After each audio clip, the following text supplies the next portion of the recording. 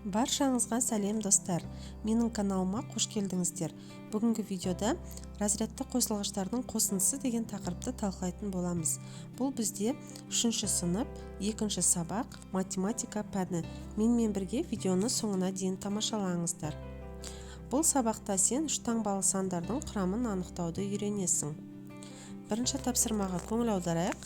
Шөл далада жауын-шашын аз түскендіктен онда ерекше өсімдіктер өседі.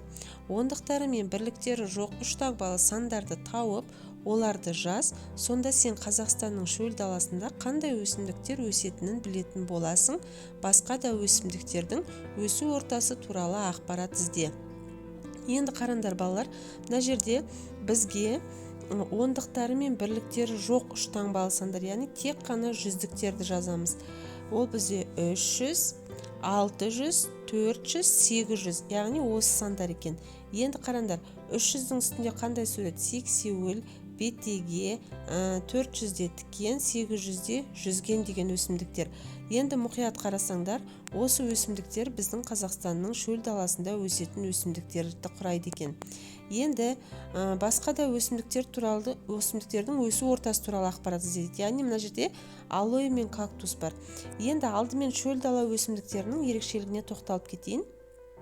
Шөл дала өсімдіктері, олар өздері жапырақтары тым қанық болмайды, түсі жапырақтары өте ұсақ болады, тамырлары өте қатты тереңге кетеді, себебі шөл далада су жоқ, жауын-шашын аз түсетін болғандықтан олар сумен қоректену керек қой. Сол үшін олар жердің түбіндегі суды тамырымен сорып ішіп тұрады екен. Ал жапырағының ұсақ болу себебі бұлар жапырағы үлкен болса, ол жерден өсімдіктің бойындағы су буланып шығып кетеді. Сол үшін жапырақтары өте ұсақ болады екен. Шөл дала өсімдіктерінің осындай өзіндік ерекшеліктері болады екен. Ал егерде мына жерде алоэ мен кактустар, бұлар да таза шөл дала өсімдіктер. Бұлар біздің Қазақстаннан да өте ыстық жерлерде өмір сүретін, сондай жерлерде өсетін өсімдіктер. Бұлар да тіліп жіберсе жапырақтарын, мысалына кактус тіліп жіберсе, оның іші таза су екенін байқаймыз. Яғни бұларда суғарудың қажет жоқ, бұлар өздері бойына су жинап алады да, сол сумен қоректеніп тұра беретін өсімдіктер екен. Бөлмеу жағдайында кактус, алоэны өсірген кезде көп суғаруға болмайды екен. Жақсы, келесі. Екінші тапсырма: жүздікті үлкен шаршымен, ондықты кіші шаршымен белгіле. 100 санында неше ондық болса, сонша кіші шаршының суретін сал, немесе жапсыр дейді. Бұл енді оңай. Мына үлкен сары шаршы жүздік, қалған ішіндегі мына 10 кішкентай шаршы, ол жаңағы ондықтар екен. Осы жүздіктің ішінде қанша ондық бар, сол екен. Жақсы, үшінші тапсырма: А есебі. Разряд дегеніміз не? Разряд дегеніміз санды жазудағы цифрдың орны екен. Ол дегеніміз не екен? Міне қараңдар, А есебі үшінші тапсырманың 135 санында 3 разряд бар.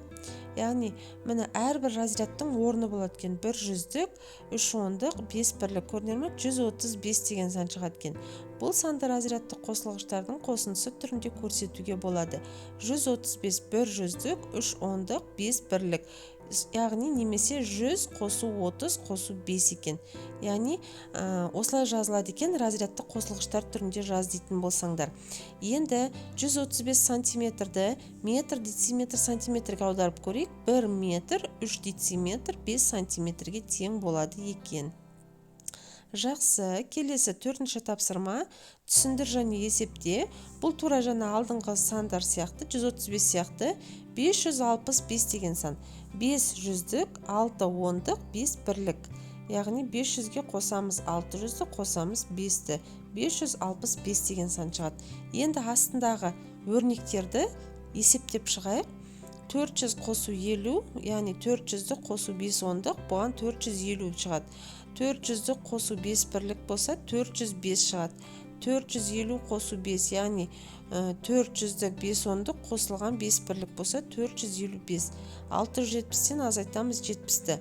600, 677-ден азайтамыз 7-ні, 670. 677-ден 600 азайтамыз 77 деген сан шығады екен.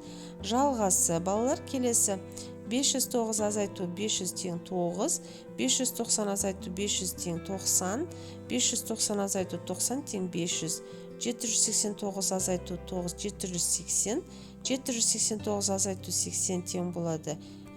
Бізде 709, 789 азайту 700 тең болады 89 екен. Міне бұл бізде 4-ші тапсырма болатын. Келесі 4-ші тапсырманың әсі жауабын сантиметрмен өрнекте. Яғни мына жерде метр, дециметр, сантиметрмен әртүрлі шамада берілген. Осыны тек қана сантиметрмен өрнектеуіміз керек есептеп.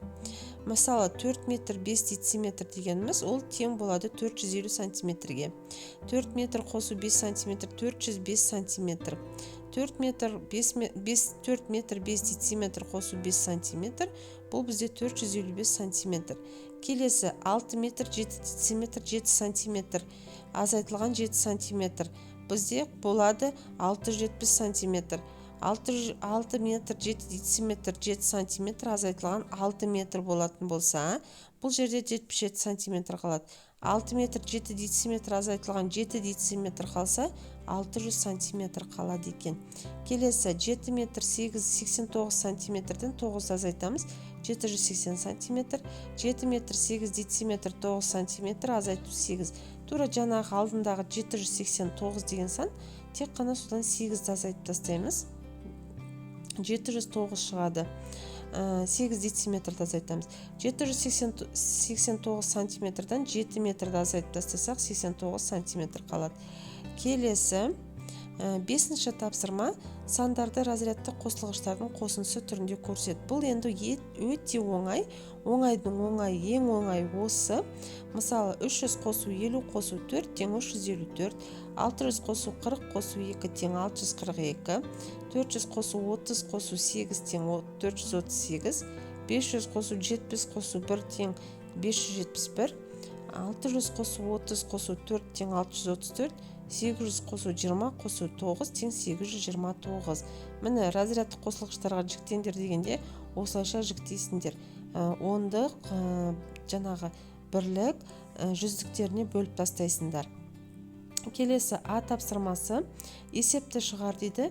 Метеоролог бір ай бойы ауа температурасының көрсеткішін 200 рет, бұлтты күнді 40 рет, ал жауын шашынды 5 рет белгіледі. Ол барлығы қанша мәлімет жинады? Енді қараңдар, бұл жерде өзі айтып тұр 245. Не себепті? Ол тек қана күн ыстық болған күндерді есептеді, яғни ауа температурасын 200 рет есептеді. Бір айда 200 рет есептеді. Ал бұлтты күнді 40 рет есептеді, ал жауын шашынды күнді 5 рет белгілеген екен. Сонда барлығын қосқанда 245 деген сан шығады екен. Енді метеорология жер атмосферасы және ондағы болатын құбылыстар туралы ғылым. Көрдіңдер ме? Яғни бұл табиғи құбылыстар туралы ғылымды метеорология деп айтады екен. Яғни ол жерде су тасқыны, жауын шашын, қар, жел, боран, осының барлығы қай кезде болатынын зерттеп бізге жеткізіп отыратын осындай метеорология деген ғылым бар екен. Метеоролог деген табиғат құбылыстарын зерттейтін маман, яғни осы метеорология саласында істейтін маманды метеоролог деп айтады екенбіз. Жақсы, келесі бізде балалар 7-ші тапсырма. Сан сәулесін сыз, теңсіздікті таңда, сан сәулесінде оның шешімдер жиынын белгіле, кез келген 5 мәнді жаз. Енді қараңдар, мына жерде сан сәулесі сызылып тұр. Бұл жерде өте оңай, қарапайым бір нәрсе бар, соны түсініп алу керек. Ол үшін қараңдар, сан сәулесінде қарапайым теңсіздіктің шешімдер жиынын көрсету үшін сәуледегі бөліктерді көрсетпей-ақ қажетті санды белгіле. Содан кейін шешімдер жиыны орналасқан сәуленің бөлігін қиғаш сызықтарымен көрсетеді. Бұл енді қараңдар өте оңай. Мысалы мен міне дайын сан сәулесін алдым, сызылып тұрған. Содан бірінші теңсіздікті таңдадым. Мына жерде тұр, мына дайын не. Осыны мысалы мына жаққа көшірдім. Қараңдар, бірінші теңсіздікті таңдадым, x сол 200-ден кіші. Яғни міне 200-ді белгіледім сан сәулесінен қызылмен, сосын 200-ден кіші жақтың барлығын қиғаш сызықпен штрихтадым. Яғни бұл 200-ден кіші сандар деген сөз мына бірінші теңсіздікке сәйкес келіп тұр. Міне көрдіңдер ме? Енді кез келген 200-ден кіші, мысалы 5 сан жазатын болсам, 150, 100, 90, 80, 50 деп жаза саламын. 8-ші тапсырма қима қағаздағы өрнектерді пайдаланып тура теңдіктер мен теңсіздіктер құрып жаз. Енді қарадар, әртүрлі қима қағаздар бар. Барлығын алдымен есептеп аламыз. Сосын солардың мәні бойынша тез-тез теңсіздік пен теңдік мына жерге жасауды үйренеміз. Мысалы, 3 пен 7-нің көбейтіндісі 18 пен 6-ның бөлінісінен үлкен, 9 пен 2-нің көбейтіндісі 10 мен 2-нің бөлінісінен үлкен, 8 пен 4-тің көбейтіндісі 12 мен 4-тің бөлінісінен үлкен, 7 мен 2-нің көбейтіндісі 6 мен 3-тің көбейтіндісінен кіші, 15 пен 3-тің бөліндісі 18 пен 2-дің бөлінісінен кіші.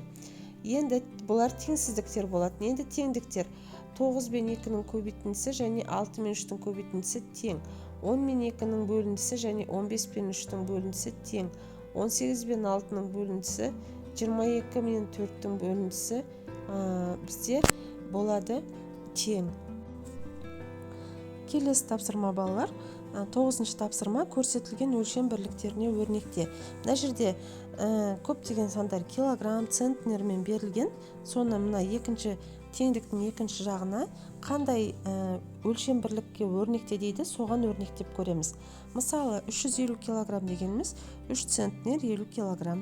3 центнер 80 килограмм дегеніміз 380 килограмм. 300 килограмм дегеніміз ол 3 центнер. Келесі 2 центнер 5 килограмм дегеніміз ол бізде 205 килограмм. 2 центнер 40 килограмм дегеніміз 240 килограмм. 1000 килограмм дегеніміз 10 центнер. 270 килограмм дегеніміз 2 центнер 70 килограмм. 2 центнер 9 килограмм дегеніміз 209 килограмм. 2 центнер дегеніміз ол 200 килограмм екен. Келесі, енді балалар, соңғы тапсырма, бұл бізде 10-ші тапсырма. 9, 1, 8 цифрларынан тұратын барлық үш таңбалы сандарды құрастырамыз, оларды кему ретімен жазамыз. Бұл енді оңай, қайталанбау керек. Міне 981, 918, 891, 819, 198, 189. Міне балалар, бүгінгі видео осымен аяқталды. Сендерге бүгінгі видеода барлығы түсінікті болды деген ойдамын. Менің каналыма тіркеліп, достарыңа айтып, лайк басып, комментарийға өз пікірлеріңді білдіруді ұмытпаңдар. Келесі видеоларда кездескенше сау болыңдар.